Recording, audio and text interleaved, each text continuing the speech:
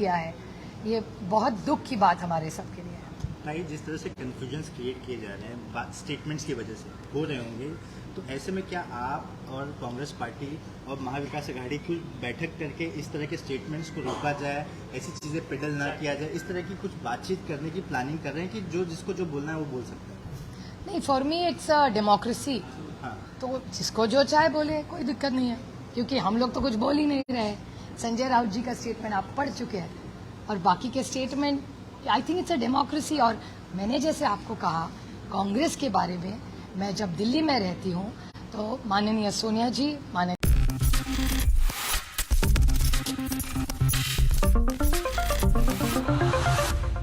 Next 9 news में आपका बहुत बहुत स्वागत है। मैं हूं आपके साथ अबरारुल हक रहमान। महाराष्ट्र में एक बड़ा सियासी खेल होने जा रहा है दर्शक। ये बड़ी खबर मैं आपको बता दूं, दरअसल महाराष्ट्र में इस समय शरद पवार और अजीत पवार के मीटिंग होने के बाद जो तमाम गंभीर सवाल उठाए गए हैं, चाहे वो सामना के संपादकीय में लिखा गया वो बयान हो, उसमें साफ तौर पर ये बात कही गई है कि अजीत पवार दादा और शरद पवार की मुलाकात से कहीं ना कहीं असमंजस की स्थिति बन गई है। यानी कि सीधे तौर पर आप ये समझिए कि इसको लेकर के कहीं ना कहीं अब इंडिया गठबंधन में टूट को लेकर के डर और भय जो है वो लगातार बढ़ता ही चला जा रहा है। लेकिन जब इन तमाम बातों को लेकर के तमाम नेता आमने सामने होते हैं तो कोई भी इस पर खुलकर बोलने को तैयार नहीं है, कोई भी शरद पवार के खिलाफ उंगली उठाने को तैयार नहीं है। लेकिन इतनी बात तय है कि अगर शरद पवार को अजीत पवार का भाजपा में जाना इतना ही नागवार है गुजरा था, तो उन्होंने मुलाकात करने के लिए समय ही क्यों दिया? क्या ये जनता को मूर्ख बनाने का एक फॉर्मूला नहीं है? क्या यहाँ पर इंडिया गठबंधन के नाम पर लोगों को मूर्ख तो नहीं बनाया जा रहा? लेकिन इन्हीं तमाम सवालों को लेकर के जब सुप्रिया सुले से ये पूछा गया, मीडिया कर्मियों ने पूछा ये कि क्या वाकई आपको कोई ऑफर दिया गया है, तो सुनिए उन्होंने क्या जवाब। याचा सार्थ अभिमान मला आहे।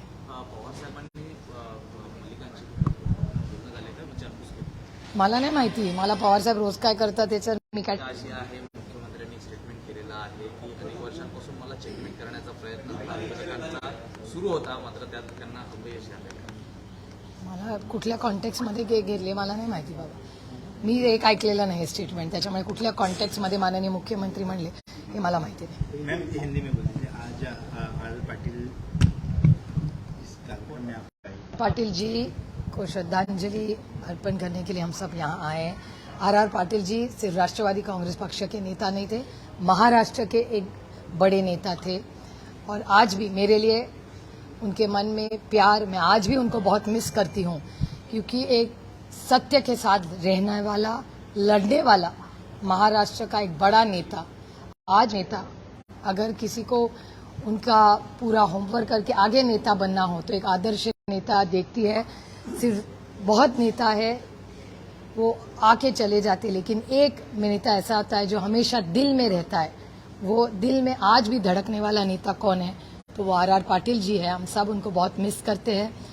ऊपर से दूसरी बात है, उनके जाने के बाद हमारी भाभी जो कभी भी पहले बाहर पॉलिटिक्स में नहीं थी, उन्होंने बहुत बड़ी जिम्मेदारी दी। सुमन भाभी ने बहुत अच्छा काम किया, और आज आप देखेंगे कि जिस तरह है, ये हमारे लिए एक बहुत बड़ी बात है। रोहित पवार और रोहित पाटिल आज दोनों बीड़ गए हैं, और ये नई युवा पीढ़ी महाराष्ट्र की सेवा में लगी हुई है, और उसमें रोहित पाटिल आज उनके फादर के जो सपने महाराष्ट्र के लिए थे वो लेके आगे जा रहे हैं। ये मेरे लिए बहुत गर्व की बात है। मैम, आपने एक इंसिडेंट सुना होगा जिसमें कुछ लोगों ने एक कपल की बहुत जमकर पिटाई की बैंड्रा टर्मिनस पे। उसमें एक लड़का जो है वो मुस्लिम है, लड़की हिंदू है। उस मामले में किसी भी तरह की कार्रवाई उन लोगों पर नहीं हुई जिसने उन लोगों की पिटाई की। पुलिस ने किडनैपिंग का केस रजिस्टर किया था, लेकिन ये लोग पकड़कर पुलिस के पास देना, तो पुलिस मैकेनिज्म क्या कर रही है? तमाम सवाल उठे। Home ministry has completely failed this state. मैंने पहली बार नहीं, बहुत बार बोल चुकी हूँ कि होम मिनिस्ट्री जवाब दे, क्योंकि जिस तरह से क्राइम महाराष्ट्र में बढ़ रहा है, आप नासिक देखिए, आप पूना देखिए, कहाँ कहाँ क्राइम महाराष्ट्र में हो रहा है। और मैं देश में भी, मैंने अमित शाह जी को बहुत बार मैंने ट्वीट भी किया है कि अमित शाह जी, मणिपुर में जैसे प्रॉब्लम्स है, हरियाणा में जैसे प्रॉब्लम्स है, वैसे महाराष्ट्र में भी होम मिनिस्ट्री की नज़रिए ने उन्होंने देखना चाहिए, क्योंकि महाराष्ट्र में जो आज देख रहे हैं आप, वो बहुत असुरक्षित ऐसा माहौल है। और मुझे अमित शाह जी से विनती है कि उन्होंने महाराष्ट्र का भी मणिपुर और हरियाणा के साथ रिव्यू लेना चाहिए। महाराष्ट्र के कई जिलों में ऐसे मामले सामने आए जहां पर लोगों ने पाकिस्तान की स्वतंत्रता दिवस को देखते हुए स्टेटस डाला या ये ऐसी बातें आई।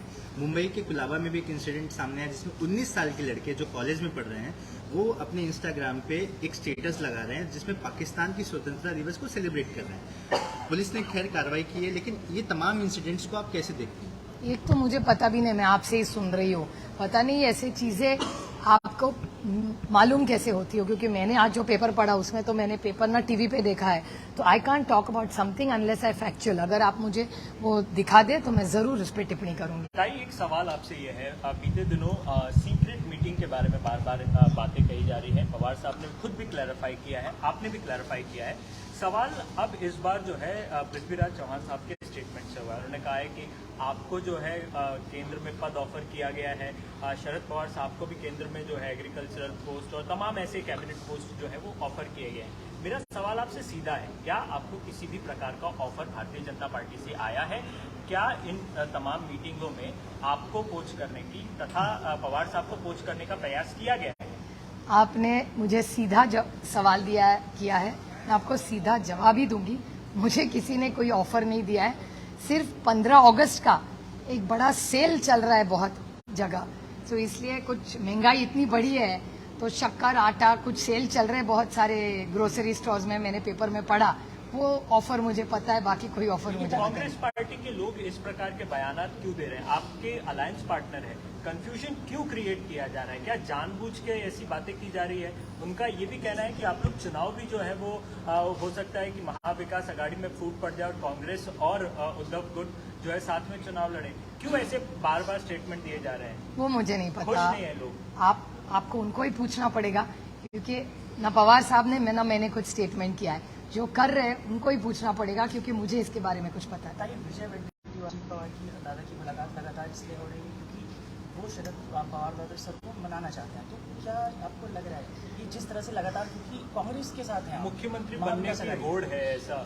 अभी कांग्रेस ने जो सवाल किए है उसका जवाब कोई नहीं है इस बारे में। न मुझे किसी ने ऑफर दिया है, न किसी ने मुझसे बात की है, तो I can't comment on something which is hypothetical. And I Don't you think that there is a lack of communication within the Mahavikas Aghadi? Because the Congress Party people are time and again making statement on Nationalist Congress Party. Why there is a need to comment on the alliance partner? I really can't comment on that because I'm constantly in touch with Sonia ji, Rahul ji, Gaurav Gogoi, Khadge ji. So I'm personally in touch with all their senior leaders in Delhi. So I really don't know what the leaders in Maharashtra have to say, but I'm constantly in touch with each senior leader. I mean, Khadge ji and Mr. Pawar speak almost every day. Rahul ji and I sit on the same bench in Parliament, so I get a lot of opportunity to chit-chat with him. Sonia ji fortunately sits right in front of me, so I get a lot of time together to discuss a lot of important issues, and she's very, very kind and indulgent while talking to even junior people like us who are members of Parliament. She's very, very indulgent with her time with us. And Gaurav Gogoi and I sit we sit together and strategize all our parliamentary moves in Parliament. So I have access to all the leadership in Delhi. So I really would not be able or be in a position, and it would be unfair on me to talk about their leaders in Maharashtra because I really haven't spoken to them, nor have they reached out to me. जिस तरह से confusion को phone किया, आप क्या कहना चाहेंगे उसके बारे में? वो मुझे पता नहीं, वो औरंगाबाद में है, मैं बॉम्बे में। आपने कहा कि किस तरह से अन्याय हुआ नवाब मलिक की फैमिली। वेल, नवाब भाई, अनिल देशमुख जी, संजय राउत जी, और कितने आपको मैं ऐसे पॉलिटिकल केसेस बताऊं। आपके ही चैनल पे मैंने देखा था कि एक आरटीआई का रिपोर्ट आया था कि 95% people who have ED and CBI on them are from the opposition. ये आप ही का डेटा दिखा रहा है जो पेपर में और टीवी पे आया था। Point number 1। Point number 2, Anil Deshmukh ji, Sanjay Raut ji और नवाब भाई, मैंने बहुत पास से उनकी फैमिलियों को भी देखा है, उनके बच्चे, उनके नाती, जिस तरह से उन्होंने ये दुख झेला है, जो अन्याय उन पे हुआ है, और करने वाला कौन है ये दुनिया जानती है। तो जिस तरह पॉलिटिकल केसेस इन फैमिलीज पे है ये बहुत दुख की घटना है और मैं तो हमेशा सत्य के साथ ही रहूंगी और सत्य के लिए कुछ भी करना पड़े उसके लिए लड़ती रहूंगी। और जिस तरह से उनको उनके फैमिली को जब नवाब भाई की तबीयत भी ठीक नहीं थी, जिस तरह से उनको केंद्र सरकार की एजेंसीज ने ट्रीट किया है, ये बहुत दुख की बात हमारे सबके लिए है।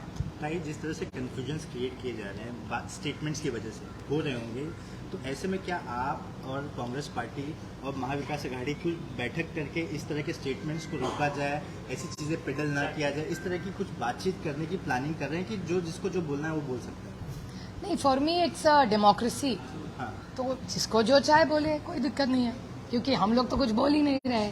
संजय राउत जी का स्टेटमेंट आप पढ़ चुके हैं और बाकी के statement, I think it's a democracy. और मैंने जैसे आपको कहा कांग्रेस के बारे में, मैं जब दिल्ली में रहती हूँ तो माननीय सोनिया जी, माननीय राहुल जी, माननीय खड़गे जी, गौरव गोगोई जी, उनकी सारी दिल्ली की जो लीडरशिप है उनसे रोज बात, एक दो दिन बात हमारी होती रहती है। We are in constant contact with the Delhi leaders. ये जो महत्वपूर्ण सवाल लगातार, और मैं एमपी हूँ तो मेरा संबंध वैसे दिल्ली की लीडरशिप से आता है ज्यादा। आपकी बात बिल्कुल सही है मैम, लेकिन जिस तरह से लगातार ये मुलाकातों का दौर चल रहा है, इसके बाद महाविकास अघाड़ी की बाकी पार्टियां जो हैं और खासकर जो राज्य स्तर के जो नेता हैं, उनमें लगातार भ्रम की स्थिति उत्पन्न हो रही है। हर किसी की तरफ से इस तरह के बयान अगर सामने आ रहे हैं, तो क्या आपको नहीं लगता कि इसे साफ करना चाहिए, यहाँ भी मुलाकात होनी चाहिए? अगर हमारे मन में कुछ खोटी नहीं है तो सफाई किस बात की थी? ठीक है, आने वाले दिनों में 31 तारीख को जो है इंडिया यूनाइटेड अपोजिशन की जो है वो बैठक है, मुंबई में बैठक होगी।